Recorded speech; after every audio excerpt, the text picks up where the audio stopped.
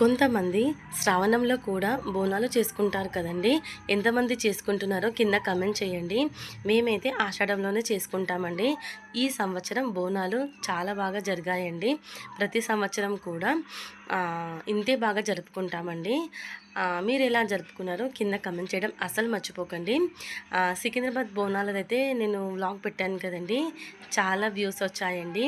మళ్ళా చాలామంది సబ్స్క్రైబర్స్ పెరిగారు, కమెంట్ చేస్తున్నారు. ప్లీజ్ వీడియో చూసిన వెంటనే కమెంట్ చేయండి. ఇంకా మా ఇంటికాడ బోనాలు ఎలా జరుపుకున్నానో లాంగ్ వీడియో అయితే పోస్ట్ చేశానండి. ఇంట్రెస్ట్ ఉన్న వాళ్ళైతే లాంగ్ వీడియో చూసి ఎలా ఉందనేది కమెంట్ చేయండి.